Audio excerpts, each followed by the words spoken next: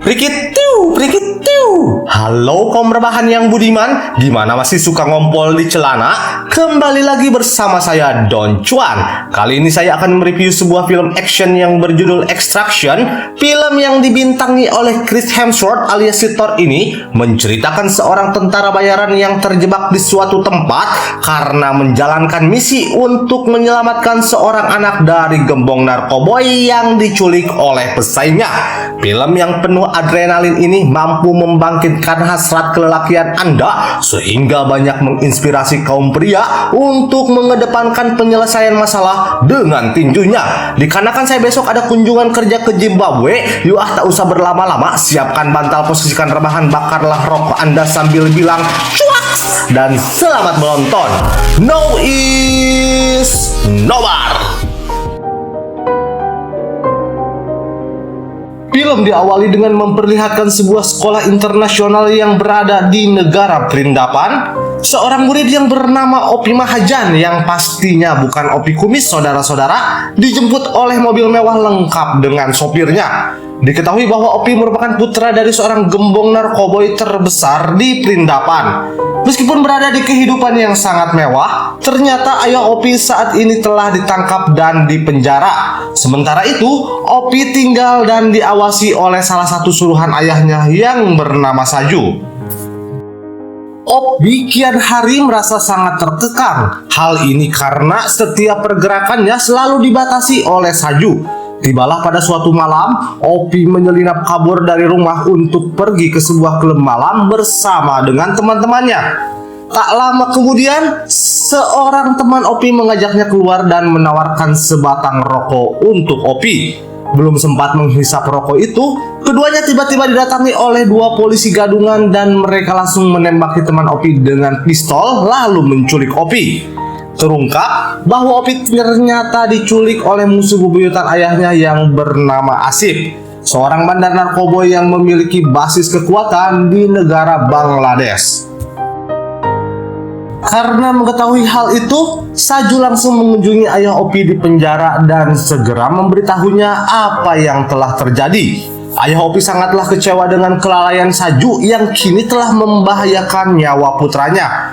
Ayah Opi tidak sudi jika harus membayar tebusan atau menyerahkan wilayahnya kepada Asif, karena itu sama saja akan merusak harga dirinya. Alhasil ia pun memerintahkan Saju untuk menjemput langsung putranya di Bangladesh. Apabila ia gagal, maka Mahajan akan membunuh putra Saju sebagai balasannya.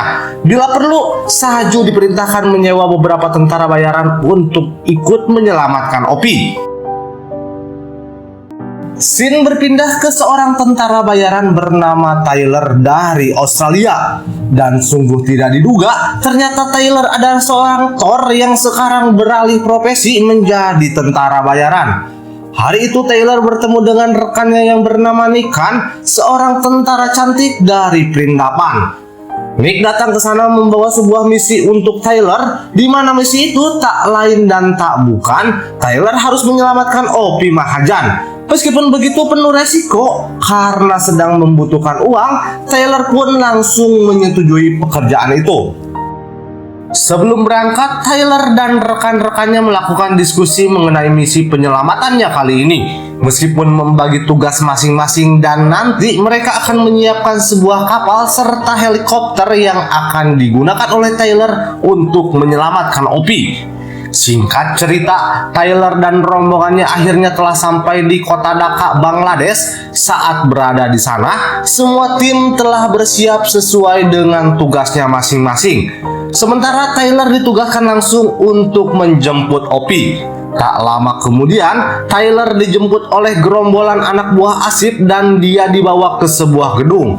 Di sana para anak buah Asif meminta Tyler untuk menunjukkan uang tebusan dari Mahajan. Namun Tyler tidak mau. Ia ingin memastikan keselamatan Opi terlebih dahulu. Setelah para anak buah Asif menunjukkan wajah Opi, mereka menyuruh Tyler untuk pergi mengambil uangnya jika ingin nyawa Opi tetap selamat. Tyler dengan santai langsung segera turun ke bawah dan langsung membunuh semua anak buah Asif yang berada di sana. Setelah berhasil membebaskan Opi, kini Tyler hanya perlu membawanya ke danau tempat kapal mereka yang telah menunggu. Kejadian ini langsung diketahui oleh Asif. Asif langsung memerintahkan seorang kepala polisi setempat bernama Kolonel Rashid.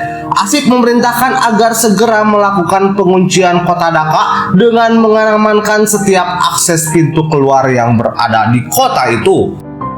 Sementara di sisi lain, Tyler akhirnya di tepi danau sesuai arahan sebelumnya. Setelah berhasil, Nick dan kelompoknya pun meminta pihak Mahajan untuk segera mengirimkan bayaran. Namun meskipun telah ditunggu, ternyata pihak Mahajan tak kunjung memberikan respon terhadap hal itu.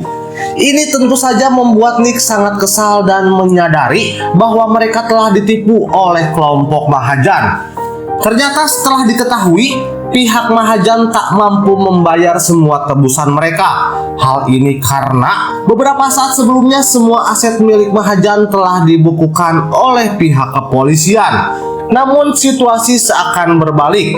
Saju melumpuhkan satu persatu rekan dari tim Tyler agar ia bisa menyelamatkan Opi sendirian dan kelompok Mahajan tidak perlu membayar Tyler dan yang lainnya. Saat di tengah situasi itu, Nick mengetahui keberadaan dua kapal polisi yang perlahan mulai mendekati kapal mereka, sehingga ia pun segera memerintahkan Tyler untuk memutar arah dan berhati-hati. Setelah berhasil melumpuhkan rekan tim Tyler, Saju kini mengincar Tyler yang telah kabur bersama dengan Opi. Terjadilah aksi kejar-kejaran yang cukup sengit antara Tyler dan Saju. Selain itu, para polisi kiriman Asif juga mulai mengejar mereka. Alhasil terjadilah duel 1 lawan 1 antara Saju dan Tyler, hingga Tyler akhirnya tertabrak oleh sebuah mobil. Kemudian ketika Saju akan membawa Opi kabur dari sana, kini malah giliran Saju yang ditabrak oleh sebuah truk. Ternyata truk itu dikendarai oleh Tyler dan Tyler langsung membawa Opi kabur. Tak sampai di situ, truk itu ternyata secara bersamaan juga dikejar oleh beberapa rombongan polisi suruhan Asif. Karena hal ini, Tyler dan Opi pun melompat dari truk mereka berdua, seakan-akan membuat keadaan bahwa mereka telah isdet dalam kecelakaan itu. Asif tidak percaya begitu saja atas laporan tersebut. Asif menyuruh anak buahnya yang lain untuk memeriksa mayat mereka. Setelah berada di sana dan benar saja mayat keduanya tak ditemukan di dalam truk tersebut. Tyler dan Opi yang berhasil kabur kemudian masuk ke dalam sebuah pabrik untuk bersembunyi sambil mengobati lukanya. Di sini Tyler dihubungi oleh Nick dan ia memerintahkan Tyler untuk segera meninggalkan Opi. Mereka akan mengirimkan sebuah helikopter hanya untuk menyelamatkan Tyler. Namun Tyler menolak itu. Tyler sekarang tidak lagi mengharapkan bayaran dari misi kali ini. Hal ini karena keberadaan Opi mengingatkan akan kenangan masa lalunya kepada anak laki-lakinya yang telah lama meninggal. Oleh sebab itu, Tyler bertekad untuk tidak meninggalkan Opi dan memastikan akan membawa Opi pulang dalam keadaan selamat walafiat. Pada saat Tyler ingin bersiap membawa Opi ke sebuah helikopter, saat bersamaan mereka secara mendadak diserang oleh rombongan pasukan yang telah dikirim oleh Asif sebelumnya. Terpaksa Tyler dan Opi pun bersembunyi di dalam sebuah selokan. Saat itu Tyler meminta Nick untuk menghubungi seorang mantan tentara bayaran juga yang bernama Gasper. Diketahui juga secara kebetulan Gasper tinggal di Bangladesh. Tak lama kemudian Gasper pun datang menjemput Tyler dan juga Opi. Gasper membawa mereka berdua ke rumahnya agar mereka bisa segera membersihkan diri dan beristirahat. Pada kesempatan itu, Opi sangat berterima kasih pada Tyler karena sudah mau menyelamatkannya. Tyler berkata kepada Opi bahwa dirinya telah mengingatkannya pada mendiang sang putra yang diketahui telah meninggal dunia karena sakit saat usianya yang baru menginjak 6 tahun. Sedihnya, Tyler masih merasa bersalah karena ia tidak berada di samping putranya pada saat terakhir kalinya. Setelah memastikan Opi beristirahat, Tyler berbincang-bincang dengan Gasper. Di tengah perbincangan itu, Gasper tiba-tiba meminta Tyler untuk meninggalkan Opi. Tanpa disangka, Gasper ternyata telah bernegosiasi dengan Asif. Terungkap sebelumnya Asif menyuruh Gasper untuk membunuh Opi dengan sebuah imbalan 10 juta dolar dan Tyler juga bisa pergi dari Bangladesh dengan aman.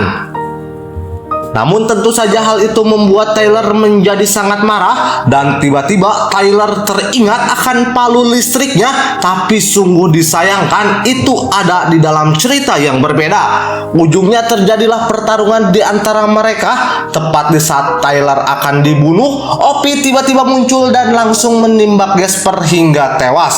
Karena bingung harus bagaimana lagi, Tyler akhirnya menghubungi Saju dan mengajaknya bekerja sama.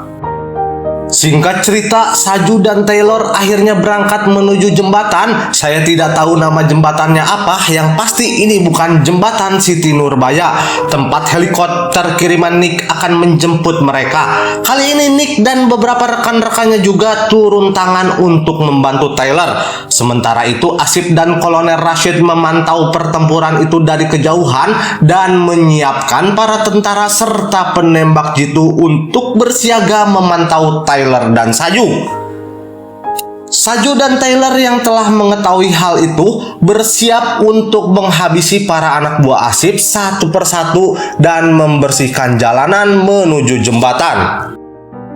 Setelah berhasil mengamankan jembatan di bagian depan, tiba-tiba Saju terkena tembakan dan tewas. Selain itu, helikopter yang akan menjemput Tyler juga telah hancur ditembak. Nick yang mengetahui hal itu secara langsung mencari posisi penembak itu dan membalas tembakannya tepat di kepala sebelum penembak itu bisa menembak Tyler. Singkat cerita, Tyler benar-benar sudah sangat lemah. Ternyata Tyler sebelumnya terkena beberapa tembakan di sekujur tubuhnya. Dalam keadaan itu, ia menyuruh Opi untuk segera meninggalkannya agar Opi bisa langsung pergi ke helikopter. Sementara itu, Tyler ia akan menghadang setiap tembakan dengan tubuhnya sendiri.